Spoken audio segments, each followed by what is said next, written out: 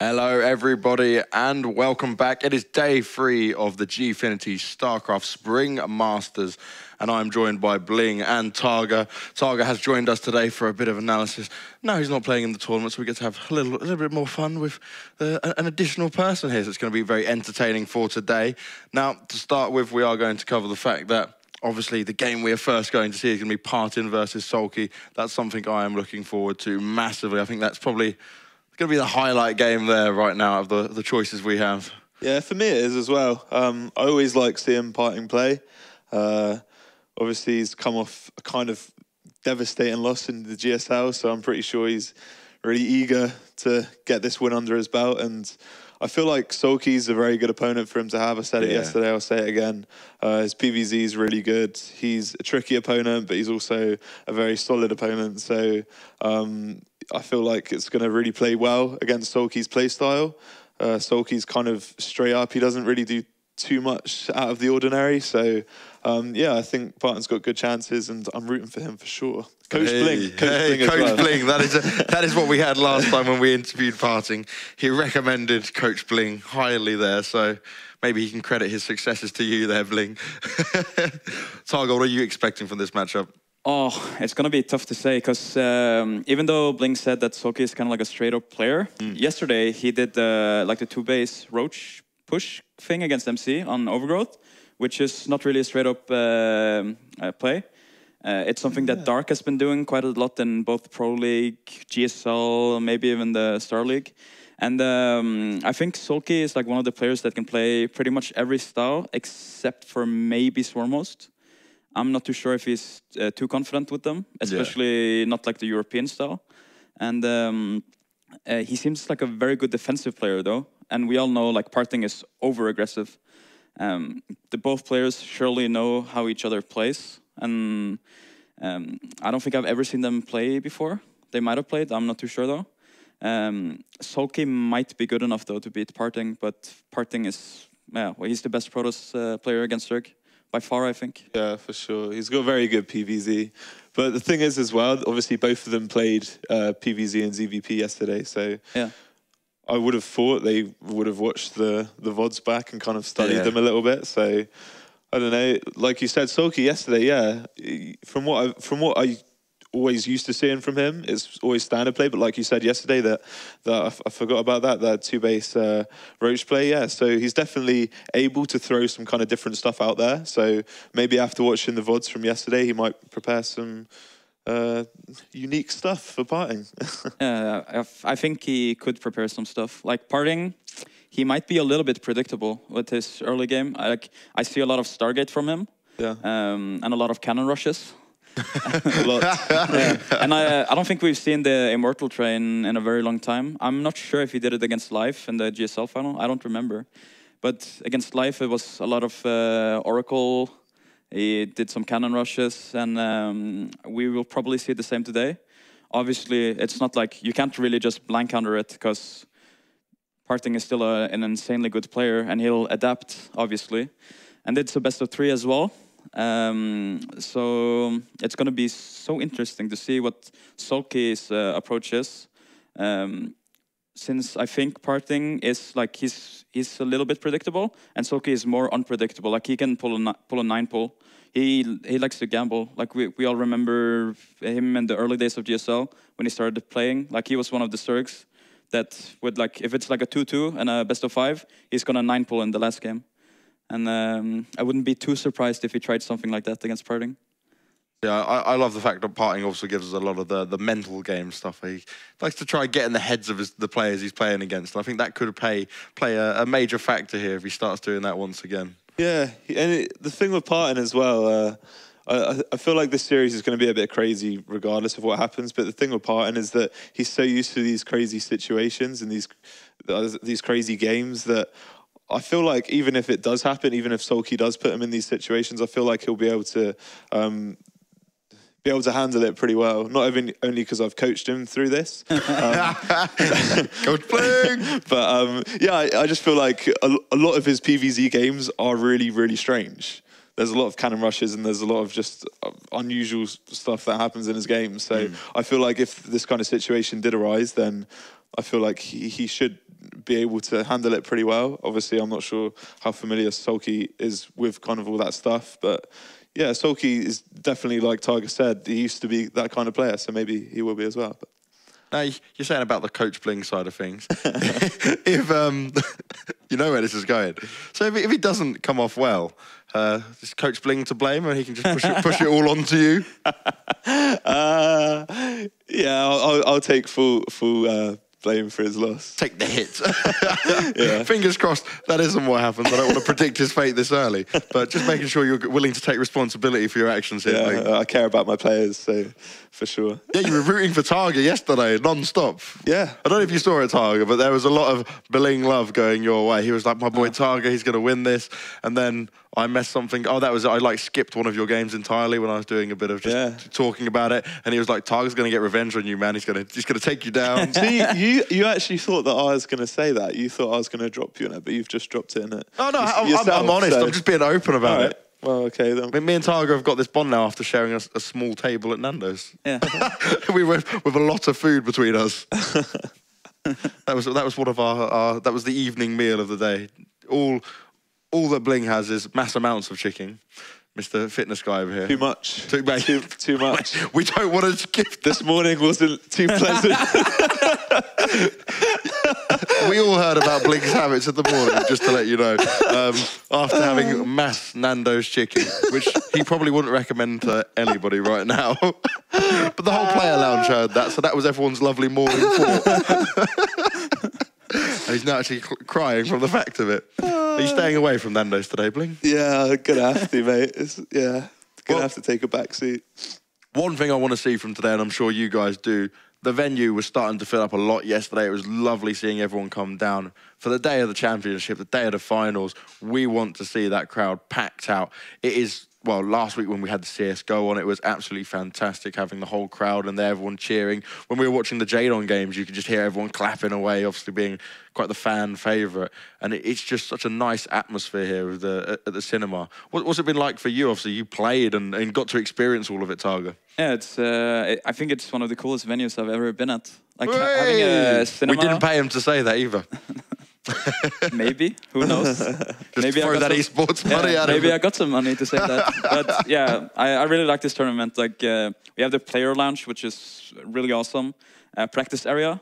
There are very few tournaments nowadays that offer that. Yeah. Like WCS obviously offers stuff like that. But besides WCS, most tournaments, they don't have a player lounge and stuff. And also like sitting in like or playing in a cinema, it's kind of like a unique thing, because obviously the seats go like straight up. Yeah, yeah. So you see everyone, and you see like their disappointed faces when you lose. Does that make it harder for you? You're like, oh man, I let these guys down. You can see each and every one of their faces as well. Usually it's like the first row, but you actually get to see every one of them. So no, it doesn't really make it harder. Like obviously as a player, I try to block that out. Yeah, yeah. But like I peaked up like after I lost against True, and I was like, nobody was clapping, so I'm happy with that. It's like, yes, they wanted me to win. Yeah, it was the same with Snoot. I was sitting in the studio. We finally got our graphics for the group. There we go. I was waiting for the comms in my ear, but I couldn't quite hear it then. So we will quickly go down these groups before the game, because we're not far away from going live with that, just probably about 5 minutes or so. Group A standings, Passing and True, obviously the guys that went through. Snoot, you got to feel sorry for him, because he pretty much like had the worst experience of getting to this venue. 30-hour travel from Norway to London. Not an ideal situation at all for him. Was yours similar? No. I live in a different side of the country, so for me it was just a 2-hour plane ride. Oh, so you had the easy job. That was fine. But we kind of go over your group, Targa, because you are here, you were in it. Yeah. Pretty tough group without a doubt, but what did you expect from it? Did you we kind of expected it would be Snoot and you have to replay a game. We weren't sure if True was going to do it or not. Yeah, well, obviously, I'm not going to lie. Like, I didn't expect to make it through, and I didn't really practice either for this tournament. Okay. Why was that, Targa? Well, for one thing, I don't care about the WCS points, obviously. So when I saw I was in group with Snoot, I thought, well, I'll let him go through. He can have this tournament. Is this just a nice way of saying, like, I lost, but I'm not going to accept it, so I gave it to him.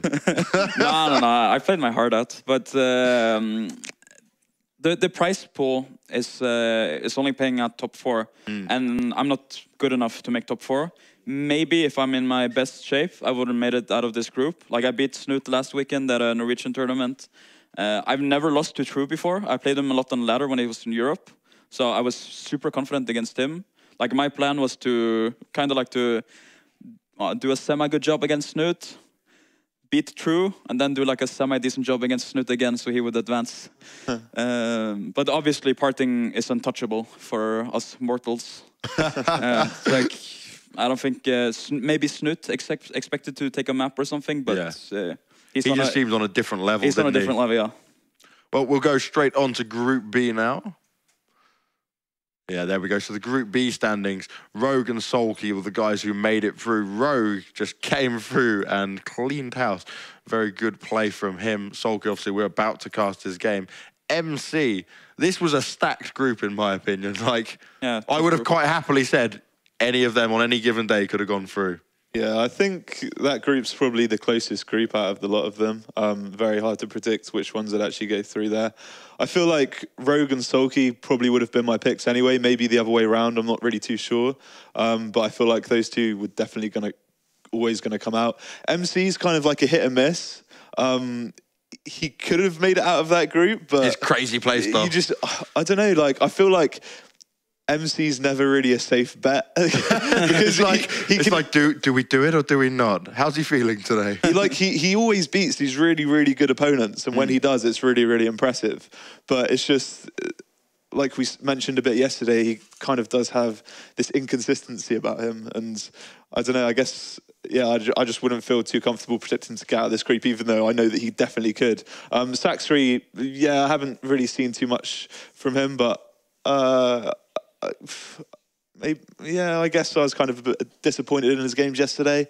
I was expecting him to do a little bit better, but Rogue and Soulkey were probably my two picks from this group, I think. The one thing I will say, obviously, around MC is, yes, he's very unpredictable, and you can't tell how he's going to do it given the time, but he literally only got into Korea, from Korea on Friday because he was playing in, it was SSL, wasn't it? Yeah. And then... So he was like, finish his game and have to go. His date's changed. So I don't think he had really the time to prepare or get himself grounded after that long flight. And that probably played a factor in it. But even then, it would have been very tough to call that group maybe changing from this. Yeah, I'm not too sure. Well, we're going to go straight on to Group C because they've swapped it already. And Rain and Hydra were the two that advanced through that. Fantasy in 3rd place and Bunny on the 4th. Bunny, maybe not what expected, or there's a lot of confidence going into him, coming obviously being the Terran. Yeah, like Bunny, he said he was a little bit confident. And at least us Europeans, I think, expected him to advance. I don't think Bunny is too happy about losing to Hydra, and I heard that his games against Fantasy were close, like really, really close. And he said he did some minor or major mistakes even. And he think that he should have won.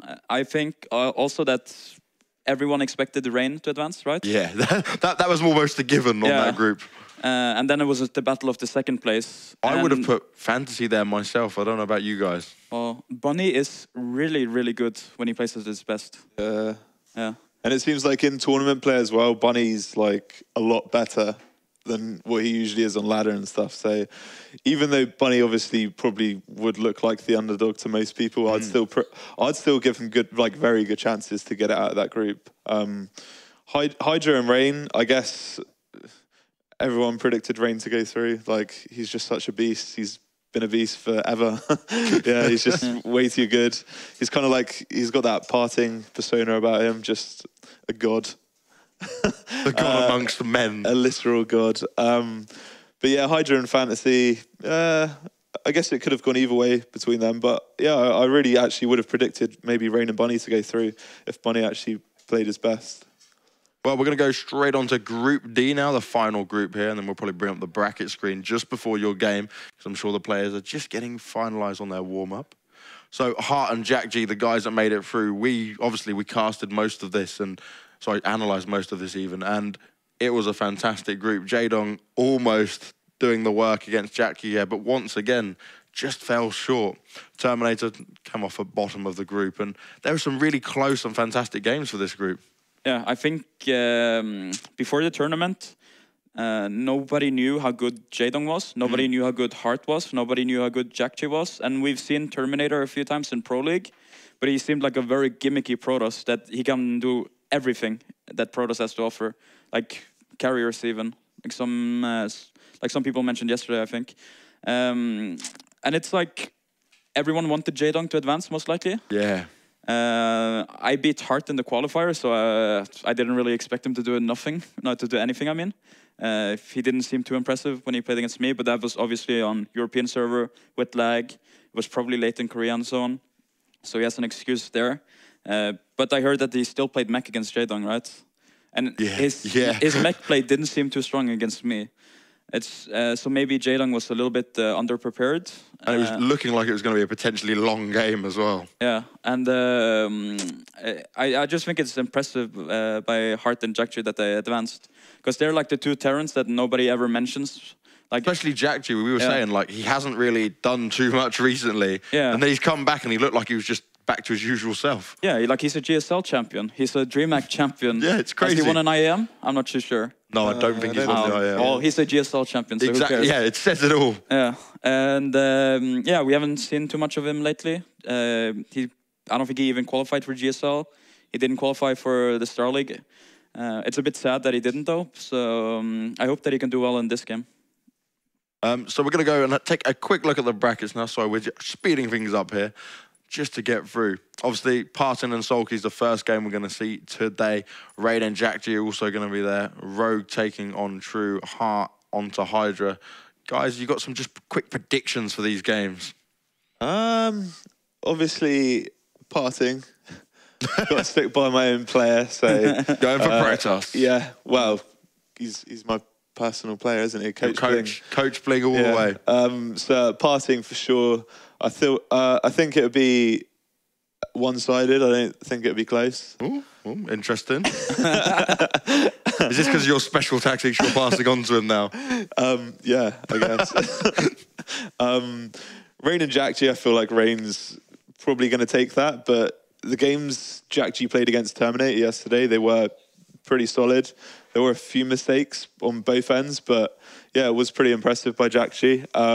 Rogue and True, I feel like Rogue probably will get the better of True. Yeah, but that's a 50-50, because it's a best of 3. A player can always do like 2 all-in builds, be lucky and so on in CVC. So we shouldn't like eliminate True already. Even though Rogue is a monster in CVC, he still has the potential to beat Rogue, or True has the potential to beat Rogue. Oh yeah, for sure. I feel like any of the players could take the series, to be honest. Yeah. Hart and the Hydra, they're kind of 2 like wild cards for me. Yeah, do you know what I mean? For me as well. I feel like Hydra's been doing a lot of online work recently. Like, he's been doing a lot of online tournaments, online cups, and he's been doing really, really well. But they haven't really been against Korean level players, have they? I don't think. Mostly against Peter and other Europeans. Yeah, so I'm not too sure about that one. But well, we've got the prize pool up top, and it's quite a good prize pool here for the Gfinity Masters. We've got $5 grand for first place and 300 WCS points there. 3,000 for second place, 200 WCS points, and 1,000 for third place with 150. So third and fourth place with 150 WCS points. And well, guys, it's pretty good for the WCS points part of view in the prize pool. Nice venue and everything else being covered. Yeah, I feel like the Koreans definitely, like, the Koreans pay a lot more attention to the Europeans, for obvious reasons, because the Europeans are never really gonna make it to the finals. You can't say that. There's still hope with Snoot and Bunny all the way.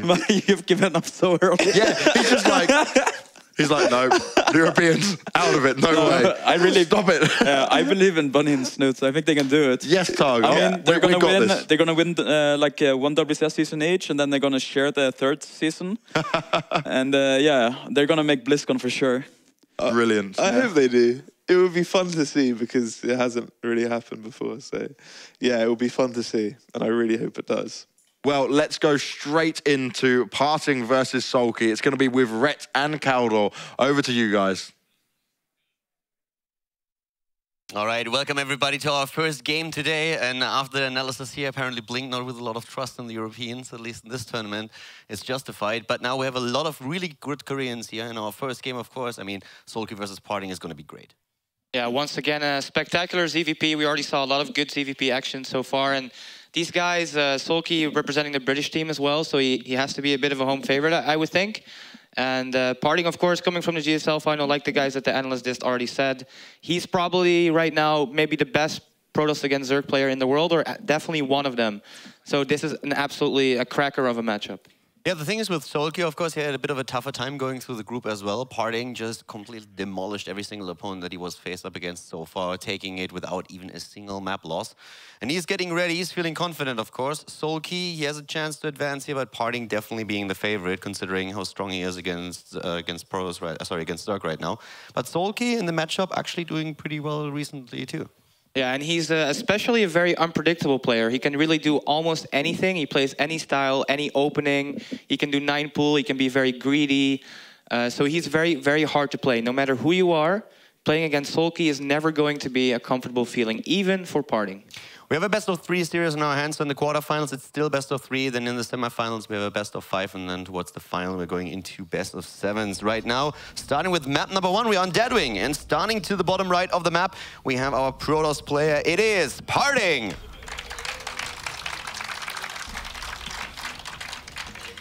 Parting in blue going up against the Zerg player all the way up to the top right. At a great group yesterday, took down MC amongst other players. The Zerg in red, it is Soulkey!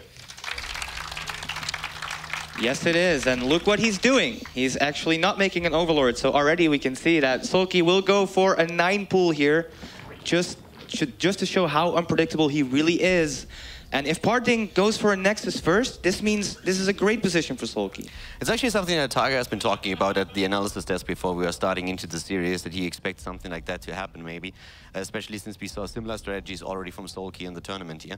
Right now with Parting, he's currently in a position where he's all the way at the bottom right, no scouts sent out just yet. For Soulkey, of course, it's going to be important to find out early where his opponent spawns so that he knows where he has to send the Zerglings, and the first drone is already on the way.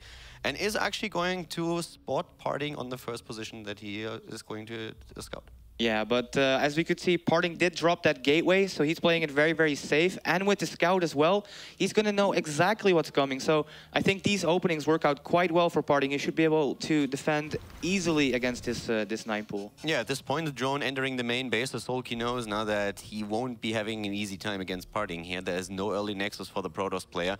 There will be everything that he needs, and Parting also gets the perfect scout off here. Goes straight to the top right, is going to find out that there is indeed an early pool, no expansion just yet. We'll find the Zerglings, might lose that drone here, but nope, Soulkey actually just like trying to take down him. Well, what can he actually do in terms of damage? What do you think he can accomplish here, considering that we have a gateway first? It's very difficult. Look, the Chrono Boost is already going down on the Zealot. Even the building placements is amazing. He can put the Zealot between the Cybernetics core and the Nexus. The best he can hope for here is probably a couple of probe kills, but this must be a really, really good feeling for Parting, knowing that just because of the build order openings, he's already got a nice lead in this game. Yeah, Zergling is on the way now, and of course the probe up to the top was trying to block the expansion of Soulkey for just a few seconds. Wasn't really in a position to do too much here with more Zerglings coming out. But now we're having the Zerg player entering the main base of our Protoss. There's already the Zealot in position. Second Zealot comes out, needs to be careful, of course, that he isn't surrounded here, but with 2 Zealots, he should have an easy time defending against this. Yeah, more than enough to fend off these Zerglings. And we can see behind this, Soulkey did get up the hatchery and is just now non-stop producing drones. So he's going to switch back into a more macroeconomic game. He is down 5 workers already, which is kind of a big deal. Now the only thing he can really do is try to delay the Nexus as long as possible. Parting, not really sure what is behind this. It could still be a mass Beatling follow-up, so Parting does have to be a little bit careful, but of course with the Mothership Core, he can just take free damage from the links all the time, so he will be looking to expand reasonably soon, I think. Yeah, for Soulkey now, I mean, being in this position, you start with an early pool, you hope for an easy win, or at least to get an advantage and pressure an early next of your opponent. How do you think Soulkey feels right now? What is important for him? What should be the next step? I mean, he's such an experienced player that he obviously took into account that it could not work out, so I think he's probably still pretty calm. It's not like a game-ending deficit, he can still mass drones and catch up in a good economy relatively soon. Also, the map positions being vertical, this is rather good for Swarm hosts. So having that in the back of his mind, he might still feel pretty comfortable playing against Protoss in these positions. It's actually interesting that in the tournament, we've talked about it yesterday already, we haven't seen a whole lot of Swarm hosts play. We saw Jaedong using them in that mech game, but then switching into Brood Lords instead, which didn't really turn out in his favor. But Swarm host definitely a unit that the Zerg players in this tournament haven't been using all that much. So far, the Overlord's in position, of course, for Soulkey, so he's going to try and find out what exactly Parting's tech path is going to be, but we have sentries and soon to be a few stalkers in position to deny that. The Lynx couldn't really do a whole lot for Soulkey just yet. We've been talking about the Mothership core, making sure that there is at least some defense set up. And he's moving in just now, but there's already a wall at the expansion that Parting has been throwing down. So an extremely solid opening from Parting and not leaving any kind of exposure for his opponent. Yeah, Soulkey just taking a quick poke at the front, trying to get as much information as he can. For Parting now, I think it kind of makes sense because to just take a third base, maybe do a little bit of pressure. We do see him adding 3 more gateways, so that is a total of 4. That's quite a lot. So that actually smells like aggression to me, Caller. I mean, at this point, there is no third base from Soulkey just yet, so there's nothing that Parting can really cancel in that regard. But of course, if he's starting to hit the Zerg player and Soulkey maybe even over drones because he feels like he's behind, then Parting has an opening there. Do you think that Parting can do damage with an attack right now? Is Soulkey going to play this a bit too greedy, maybe? I think he certainly can. I'm not sure what Soulkey makes of that probe being with the army, but he should realize, no, this is not going to make a nexus. This was too close to the sentries. There's no reason for there to be a probe in the middle of the army, and now he does drop a spine, but this is actually big aggression from Parting. There are a total of 5 gateways with a lot of sentry energy and zealots, and Soulkey doesn't have a roach warren, is halfway there, but he can't make them for a while. Yeah, Parting is certainly not playing around here. He realized that he has an opening there. He had a great start into the game, and at this point, he's just trying to exploit that as much as he can, already crossing the map, putting in 2 pylons for the warp bins, waving Soulkey with the reaction, going for double spine crawler. Force field's already there. Nice cancel from Parting. Cancels actually, could cancel both of them. One goes through, gets transfused, but there's not enough energy on those 3 queens to keep it alive. Such sick micro on the sentries, pulling back the hurt one and takes out the spines without losing anything. And now he can freely warp in. Soulkey is desperately trying to get out some roaches, and he has 4 queens, but that's a lot of zealots, and he's now rushing into the queens. Yeah, and also the Mothership core is still alive. He's trying to snipe it, but doesn't get it. Nice micro from Parting once again, utilizing those force fields to isolate the queens once more. And of course, with the queens dying, you also have a problem with the injects and therefore with the lava. Parting is just moving into the heart of his opponent's base, taking down all the units now at the natural, and Soulkey is struggling. Yeah, the roaches are just dying one by one, and Parting is not really losing anything at all. And this might just be a really quick game 1 from Parting based off that failed opening by Soulkey, but looks like he will try just barely to hold on. He has about 4 roaches here, but the sentries are still alive. Another roach pops out. It will fall, and there is still so much left. GG from Soulkey. GG, and Parting takes game number 1, has a great opening there. Soulkey gambling a bit with that early pull, didn't pay off, didn't kill anything actually. Parting with a perfect counterplay, going for that first gateway, and in this case he just exploited the situation perfectly and didn't leave Soulkey a chance. Yeah, I have to say, really sick killer instinct from Parting, because normally what you would think is like, that was a really good opening for me, I can just take a third base, this will be a comfortable game, but no. Parting took it 1 step further. He just instantly went for the attack, and it worked out wonders, and it just shows just how much of a cool, collected player he is, even in the heat of the moment in a best of 3 against Soulkey, to make that decision and just go for it, and it worked out so well. So Parting is still without a single map loss in the tournament, and we're going to go into map number 2 in just a few seconds. Once again, also the reminder that we have a second stream up, where currently I think Jakji versus Rain is taking place. So the second game is happening over on the second stream. If you want to check that out, we have still a few Terran players in the tournament as well. Hard is going to play later on in the Terran versus Zerg. For now, of course, here on the main stream, we're going to focus on the Protoss versus Zerg match between Parting and Soulkey. But for Soulkey, it's a bit of a dire situation right now. You start with a bit of a gamble, and it's not only that it's a close match or that you just like barely lose it, you get just slaughtered by your opponent. And that must feel pretty awkward, especially since he was already struggling against the Protoss players in his group. Yeah, it is a very rough start. At the same time, when you do take a risk like that, you kind of put it all or nothing, and you know as a player, like, it could go the wrong way. So I don't think Soulkey would be too affected. I think now it opens up the possibility for Soulkey to play extra greedy in the next game, because Parting is probably going to stick with his 13-gate expand, but then again, Parting is crazy good, so he might just flip it up and go for a Forge Cannon Rush now as well. So it's really hard for Soulkey to pick a build that's good against everything now. I mean, the thing with Parting is that he's the favorite in the series anyways, and he's just so solid against Zerg. He's currently ahead, so he could really just like try and end the game earlier and just like hit Soulkey with something that the Zerg player doesn't expect. In this case, we're playing on Overgrowth, our second map in the best-of-3 series, and starting down to the bottom left in red, we have the Zerg player down 1 game in the series so far. It is Soulkey.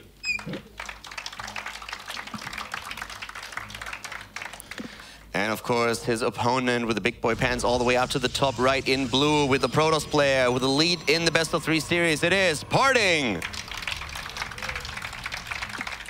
One of the favorites actually to take the tournament here. So far, all of the analysts agreed that they at least see him in the finals, and he's made the first step. He took Soulkey down on Deadwing. Now we have the Zerg player sending out the first drone early on in the game to find out how exactly Parting is going to start into the second match. If we're going to see a gateway or if it's going to be that forge that you've been mentioning. This is going to be a pretty tense situation for Soulkey. There's no doubt about that. Yeah, I kind of like this decision to go with the drone scout. You can see exactly what's coming, and sometimes there's even the option to just go for a hatchery block at the natural, which is very, very annoying for Protoss if they don't see it just in time. But Parting knows about this, does send out the probe, and he will find the drone, and now he knows exactly what he's playing against. The thing with Parting is just like we saw in the last game, like if he sees an opening, he's going to use it, and you kind of need the perfect play there. You can't make any mistakes against him. There's the hatch block. So now Parting has to deal with that, and it's interesting to see. He pulls immediately all the probes. This is a good response. He pulls just enough. I think it's about 8. So he will get the cancel on the hatch before the creep goes down, because if the creep goes up, your Nexus is that much delayed. So this is a good response from Parting. At the same time, this gives Soulkey a lot of freedom to just make a lot of expansions for himself. Especially since this is, of course, is also like, you use all those probes, you lose the mining time, and that screws with your build as well. We've been talking yesterday about how a lot of these players, of course, have very scripted builds, and especially in the early game, everything is down to like a second, and it's very, very much that you know exactly when you need to start a structure, when you need to start a tech, when you should have like a certain amount of harvesters. And once you start like screwing with that, of course, you have to just like adapt. A situation like this is probably something that Parting already encountered quite a lot. But we've seen some crazy games yesterday where at some point you really just need to resort to make decisions on the fly. Yeah, I think in this one, Parting was prepared. He is not really delaying all too much. He did get his gateway as well. But we do see Soulkey with the double hatcheries on both expansions. So I actually think this is quite a nice situation for Soulkey. He's also grabbing that quick gas. So his link speed is going to be out quite early. He's going to have a nice drone count, map control, and it's looking much better than the last game for sure. Yeah, it's a very solid opening here from Soulkey now. Definitely much better than what we saw in the last game, where he gambled, he took a risk, it didn't pay off for him. And actually, this is like pretty much the theme that we saw through most of the tournament. If a player really tried to go with a bit of a greedy opening and trying to go for a rush strategy, it didn't really work out all that well. Most of the players have been playing it very, very safe.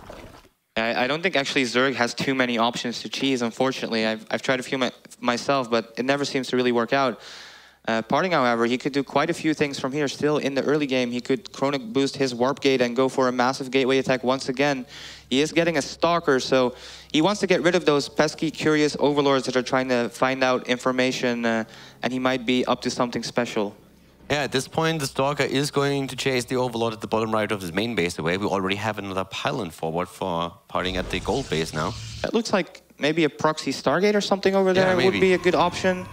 He does have quite a bit of gas banked. He is not building any other tech. So yeah, I think a quick Oracle, the choice of for Parting here. And I think Soulkey, he's going to have to scout very, very well to know this is coming. If he doesn't have Spore Crawlers, he could potentially take a lot of damage. The probe is still around at the pylon, so he's definitely going to try and proxy something. And there it is. It goes straight for the Stargate. And that, of course, like reduces the distance between the Stargate itself and the main base and natural of his opponent. So with that, he could hit Soulkey very early. And if Soulkey doesn't scout for that, and how would he actually find this? Do you think he's going to send those circlings out and try to look for a proxy?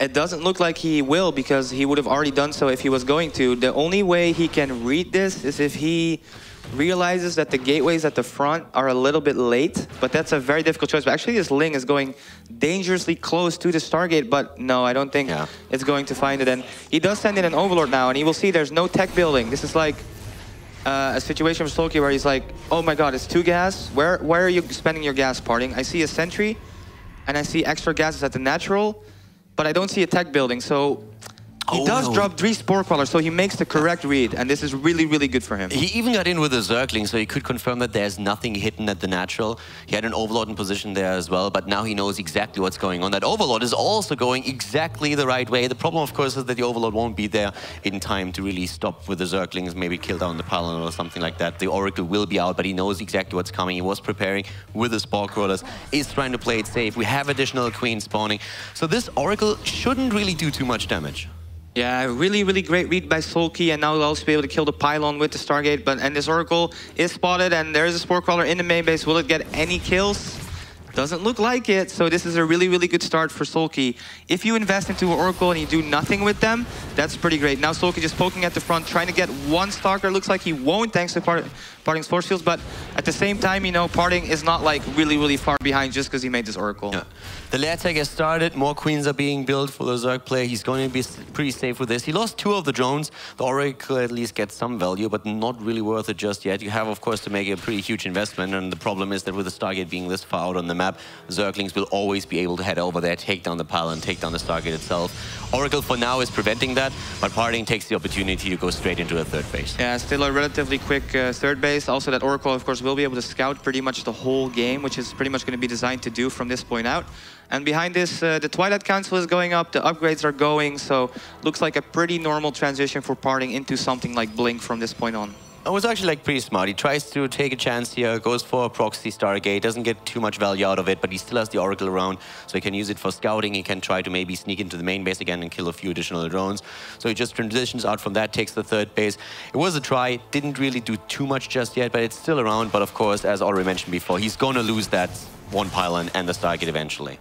Yeah, he's still getting a few drone kills here and there, definitely making the most of it for sure. So Soulkey has to be careful. He can't just main our drones over to his third base all the time with that in the air. But we are approaching the stage of the game where Soulkey is going to have to make some tough decisions. He got his Hydra Den up, he's getting his attack upgrade. This is the point where you're going to decide, am I going to go mass units like we saw True do against Parting yesterday? Or am I going to take a fourth base and get my tech up further, go for something like Hive? And we're going to see what he wants to do in about the next 1 or 2 minutes. I mean, if you watched those games that Parting played against True, then I think we might not see that from him. That was pretty impressive how Parting used the positions and the force fields in those games. I mean, they were nearly perfect, and him coming back into that series was absolutely amazing. Right now, of course, we are seeing the Infestation Pit being dropped by Soulkey, so we're going to see a bit of a switch for him. At the same time, Parting is just like adding additional gateways for production. His Blink upgrade is halfway done, and he started +2 attack. Those Blink Stalkers combined with the force field micro that he has are definitely an extremely dangerous tool. He showcased that in the Zerg versus Protoss matches that he played yesterday, and Soulkey is, of course, very well aware of that. Yeah, I think Parting very soon here is definitely going to poke forward with the Blink Stalkers. He did take his gases on his third base, so he's not doing anything like he did yesterday with the full-on Blink all-in. I think soon, though, he's going to try to want to do some damage at Soulkey's fourth. And Soulkey just spreading his creep out a little bit, getting his Infestation Pit, and getting the Swarm Host. So, first time against Protoss, we might see a big Swarm Host play here. And also, I really like that we're having a bit of a better creep spread than what we saw from most Zerg players yesterday in this matchup. Like, most of them really not putting too much effort into that creep spread, maybe with the exception of Jaedong was trying to use that as a tool. The pylon here not scouted, the Zerglings not getting into that position. We're having now a pretty sizable army trying to defend that gold base. Parting so far is on 3 bases against the 4s of the opponent, and there is that Swarm Hole play.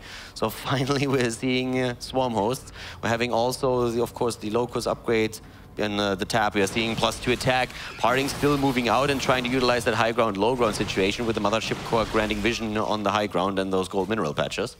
I think Parting here is going to be able to trade quite a bit, probably quite efficiently, but with Locust on the map, I don't think he's going to do any like killing blow to Soulkey at all. Actually, Soulkey going for a massive counter, and Parting has nothing back at home. He has to be really careful, probably go for the recall. Yeah, he's going to lose 1 pylon there for sure. That, of course, tells Parting also exactly what's going on here. He's warping in units already. There's only 1 cannon. Parting is going to try and go for the trade here, take down the gold expansion of his opponent. Locusts are moving in. He's force-filling them out, but at the same time, he's losing the wall at the natural. The gold base goes down, and with all those Hydras, he's just simply sniping that gateway there. It looked like the Hydras actually for a long time did not attack the wall, but was just like trying to get in with a right click. And that was just a lovely demonstration of the power of the Mothership Core, just sniping that base really, really quick and recalling instantly. And Soulkey now, I don't think he'll be able to do too much. Does take a few Stalkers down here, but Oh, actually, the Swarmos are right up close and personal, so a lot of pressure right now onto Parting. Yeah, the force fields are gone once again, and the Hydra's closing distance. Parting blinking away here, trying to utilize that wall. Swarmos actually getting even closer here. Another set of units already moving in. We're having also reinforcements with Zerglings and a few Hydralisks coming that way. And he's just trying to drive that wedge between the third and the natural, and goes now straight into that third base where we see a photon overcharge, but that just might not be enough. Yeah, this is really scary for both players. The Swarmos are so far forward. One cleanup of the Locust and the Swarmos could be in so much trouble. At the same time, Parting has a really hard time defending. Trading against free units is not good at all for him, and he has to scramble to get more Colossus. He has 2 right now. He might be able to break the Locust wave. I'm not 100% certain that he has an observer with his army. I'm looking for it the entire time, but I can't find one. So, oh, there it is. All right. Just on the main screen now. But yeah, we have this army still in position there, and Soulkey actually decides to move away there. Yeah. I feel like when the Gaul base of Soulkey got sniped, he could have done a bit more damage. He went into the natural and was trying... We sniped the cannon, and he took one of the pylons out, but he had a lot more time than that. And I think those units were just like right-clicking and trying to move into the base, but there was a force field preventing them from doing so. So he didn't attack for like at least 5 to 6 seconds and could have sniped probably 1 or 2 of the gateways as well.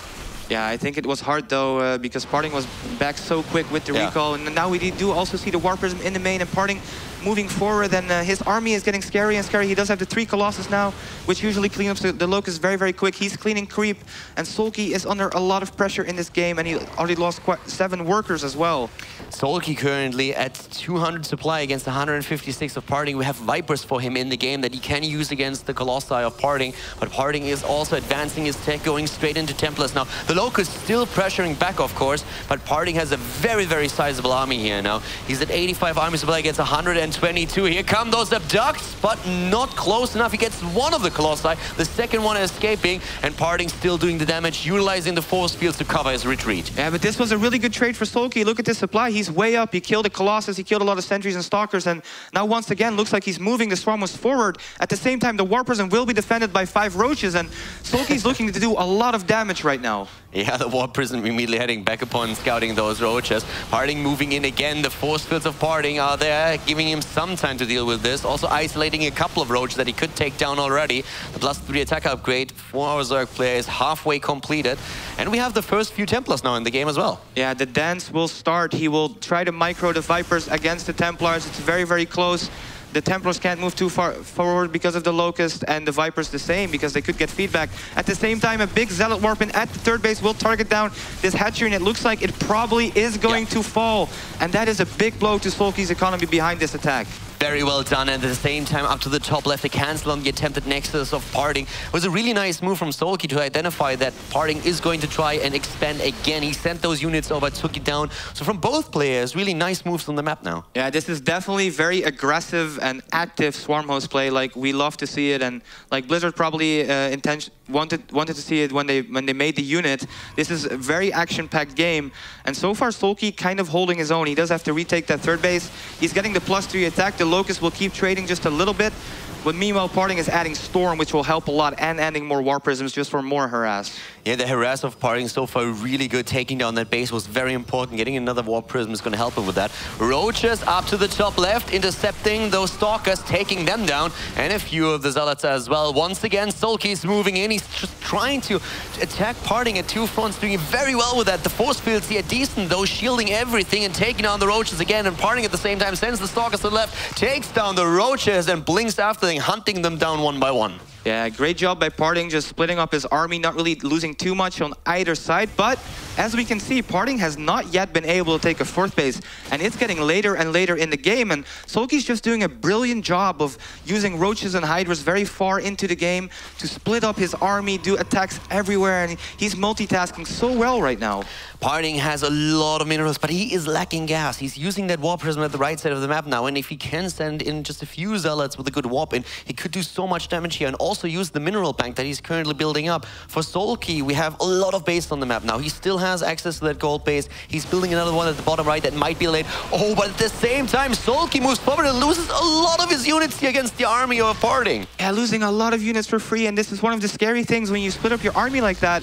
If your opponent just fights either side with his big army together, then you take massive losses in the battles. But behind this, we do see the greater Spire morphing, but will he get there? Parting is moving forward very aggressively right now. right now. Parting sees a chance and he smells blood in the water. He starts to move in. He has a really nice army supply. There's actually ahead an overall supply, or was for a second. Moves towards that third base. Takes down two of the spine crawlers. The Locusts here won't be able to stop him. And Soulkey isn't even trying to fight for this one. He's going to sacrifice the base, losing two of the Swarmers in the process that just spawned there. And the gold is gone. Towards the bottom right, we saw Warp in with a couple of Zealots, but I don't think they were able to take down the hatch. No, they were not. But this is, of course, now a really dire situation for Soulkey. He needs...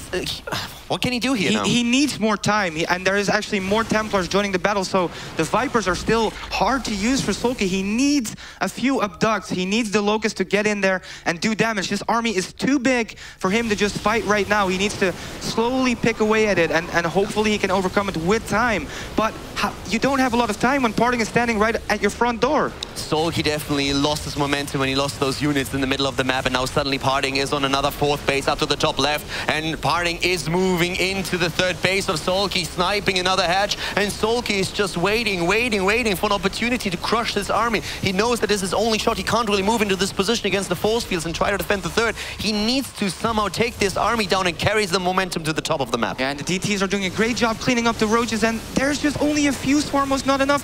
Corruptors are going in, the roaches and hiders going in, there are storms on absolutely everything, as are blinding clouds, but it looks like in the end there are just so many Stalkers, Archons, Colossus still alive, the Corruptors slowly picking away the Colossus, and this is a massive slugfest. Who will come out on top? It looks like Parting will, his supply is a massive lead, and just so many Stalkers are left on the battle. Parting jumping in with another set of reinforcements. Stalkers coming in from the right, and this is going to be a pretty difficult battle for Soulkey. Only has a few Swarmers left. The GG dropped as Parting takes game number 2, wins the series. Once again, not dropping a map, and he is currently without a single loss in this tournament still. Yeah, that was such great play from Parting, taking out Soulkey 2-0, and you know, the last game, it was pretty intense, pretty close, but in the end, in the battles, in the big fights, we saw Parting control so well. He had so many storms available, the Locusts were falling so quick, and I think Soulkey just barely not having enough Swarm hosts in the fights to really let the Locusts make a difference, because you just could see Parting's army was not really dying. Yeah, the problem really was that Soulkey, when he moved into the middle of the map, losing those units, it created an opportunity for Parting. He had a very tough time before that to establish that fourth base. It was cancelled several times, but then he suddenly realized, all right, my army is bigger right now. I can set up my fourth, I can kill your gold, and then everything just turned around against Soulkey. Pretty difficult situation for him to handle, and he takes it with a 2-0 again. And well, of course, we're going to throw it over to Bling, Targa, and Banks, and let's find out what these guys have to say about the best of 3 series that we just saw. Thank you, Caldor and Rhett. What a great series. Coach Bling's looking very smug already after that 2-0. Look at him, he's like, I did this. This is my work. That's all being put into place right now. Yeah. Go on, Bling, I'm just going to start with you. Just I told him, take the glory. I told him, game 1, play safe. Soulkey's probably going to try something a bit funny. That's what happened. Game 2, easy. Yeah. Easy peasy. Easy. Easy.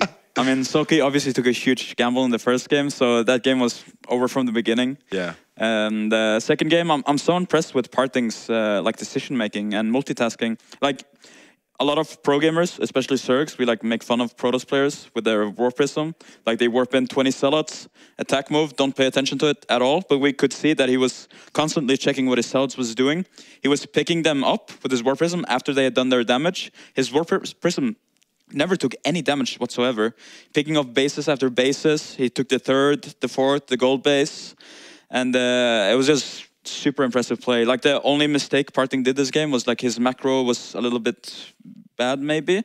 And I'm also a little bit disappointed with Soulkey. Like he had a huge lead from the beginning. Oracle did no damage.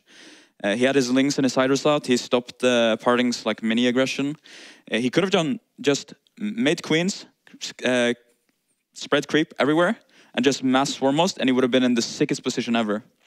Yeah, it's Targa. Coach Targa, that's what it is. Yeah, it's really strange because we said a bit about it yesterday. That the Koreans just don't like playing Turtle Swarm host, and I really don't understand why. If you're in a competition and you're in the knockout stages, just do it. You will win. Like, he was in a good position, and he's in a great position to do that. And in my opinion, if he did do that, he would have, well, it probably would have went a lot better than it did, obviously. Yeah, it just really confuses me why they're so against playing that kind of style. Well, we're going to have an interview with Partin now, and then we'll be just taking a short break, bringing Partin in and hearing from the winner himself. So don't go anywhere, guys.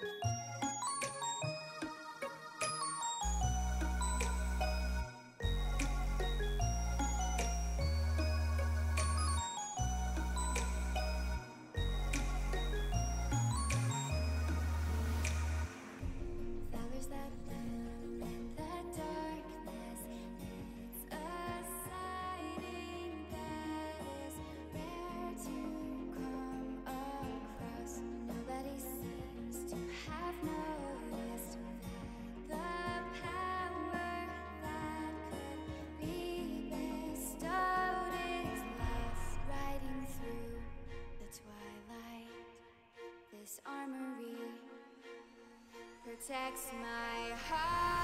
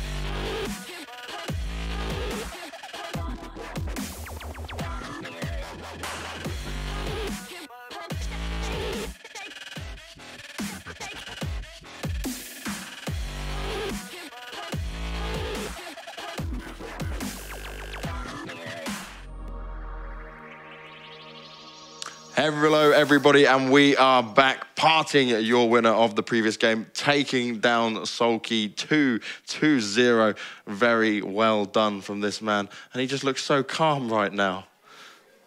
Listen, he's laughing. He's been watching. He watched a Meltdown advert as if he wanted to be there and wanted to have a party thrown in his name. Maybe if he comes away with the championship, that's what's going to happen. But Parting, first question I wanted to ask you. You made that look easy. Was it that easy? Was it that simple? Or are you just that good?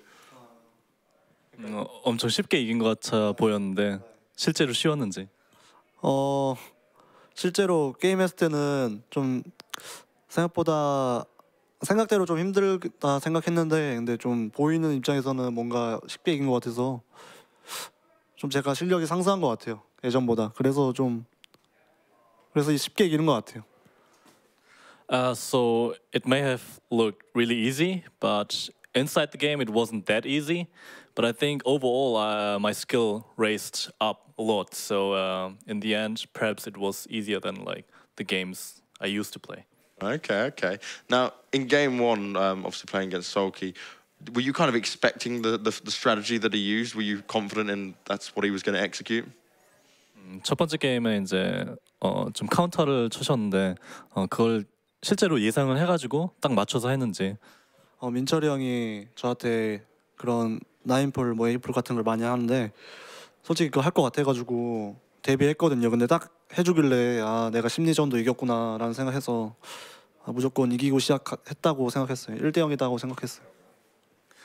So yeah, I actually knew that Soulkey would play a 9-pool, so I kind of counted it. And like the moment I saw the 9-pool, I was like, this is gonna be a 1-0 for me, because I was so confident. Like I already won the mind games in that case, so I was really confident about that. And is that because of Coach Bling tactics? Because Coach Bling teach me mind game and skill game, macro game. Are you not worried the fact that Bling isn't the best player in the world and yet you're taking lessons from him? 블링이 그럼 세계 최고 게이머고 파칭 선수가 이제 블링한테 배우는 이제 제자인 건가? 코치 블링이 뭐 마음만 이제 열정 갖고 이제 게임 계속하면은 저를 더 뛰어넘는 당연히 세계 챔피언이 될 것 같은데 근데 블링은 즐기면서 살자 이거 같아서 그냥 봐주고 있는 것 같아요. 다른 선수들 잘 먹고 잘 살으라고 내가 게임 제대로 하면은 내가 다 우승하니까 그래서 코치 블링이 게임 안 한다고 하긴 좀 그렇고 그냥 즐기면서 사는 것 같아요. I think that my coach Bling, if he had the motivation to like really grind the game, could become the world champion. But I think he's just having a really like relaxed mind going into the games and just enjoying the game. So that's probably why he's not the champion right now. Well, he might have the potential coming from Parton right there. Now, obviously, the next game you're going to be facing is going to be Rain, who actually 2-0'd in his game as well. Are you worried about that matchup, or are you pretty confident going into it? Because right now you're looking pretty unstoppable.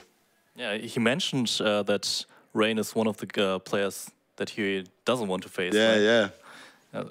이제 레인 선수가 다른 게임에서 2대 0으로 또 이겨가지고 이제 다음 상대가 되겠는데 좀 걱정이 되시나요? 또 어제 또 레인 선수랑 이제 또 누구였지? 소울키 선수랑 이제 좀 어려운 상대가 될 것 같다고 하셨잖아요. 근데 옛날에 같은 팀원이었을 때 SKT였을 때 좀 비등비등하게 싸워서 좀 하기 싫다 이런 기분이 아직도 있는데. 근데 이제는 뭐 새로운 팀에 와서 서로 각자 다른 길을 가고 있기 때문에 해보면은 재밌을 것 같고 그리고 자신도 있기 때문에 그리고 솔직히 여기 승자가 우승한다고 생각해요. 저는 여기 승자가 우승 거의 할 것 같고 제가 이기면 거의 100% 우승한다고 생각해요. 저는. So yeah, as I told you, because I was in a team with Rain for a long time. We know each other very well, and he knows my style very well. So also when we were in the same team, like our training games always were like 50-50. So interesting statistics. It's gonna be a tough match, but I'm really confident going into this game. And since we are not on the same team anymore, it doesn't matter anymore. So that's the one thing. And I also think that the winner of this match will be actually the winner of this tournament. Like, I'm 100% sure that I will win this tournament when I can win against Rain. Wow. Fighting talk coming from Parting on that. Now, what we'll do, Inu, if you got any of your insider information questions that you can ask for us. I saw that Parting was like sightseeing with Hydra and Soulkey and Rain also yesterday. And yeah, and I just want to ask, like, what did they do? Yeah, what did you see in London? And I'm also so surprised that like he went through, and then I expect the players like always to train, watch replays and stuff, but he's so relaxed, and like every time when I see him, he's so relaxed before going into the games. So Confident. 이제 어제 진출하고 나서 이제 나가지고 구경도 하고 그랬었잖아요. 근데 항상 좀 파칭 선수가 어딜 가도 좀 자신감이 넘치고, 그러니까 뭐 다른 선수를 보면 항상 뭐 게임 끝나고도 리플레이 보고 막 연습하고 빌드 짜야 되고 그랬는데 그런 게 좀 신기해서 그런 거에 대해서 좀 얘기해 줄 수 있나요? 그냥 제가 항상 옛날에는 다른 선수들처럼 연습하고 그랬거든요. 저기 막 연습하는 데에서. 근데 해외 대회 제가 많이 다니다 보니까 느낀 게 그냥 한국에서처럼 이렇게 좀 계속 박혀서 연습하는 것보다 그냥 세상을 좀 많이 보고, 솔직히 두 번 다시 못 온다는 생각도 있기 때문에 런던도 정말 좋은 도시고, 그래서 좀 세상을 알고 싶어서 연습하기보다는 그냥 연습은 거의 머릿속으로 하고 대부분 그냥 이제 놀러 좀 마인드를 좀 좋게 하려고 좀 돌아다니는 것 같아요. 좀 놀라고. So I used to be like the other Korean players. Like when I was in Korea, I always just was in the team. I was just training.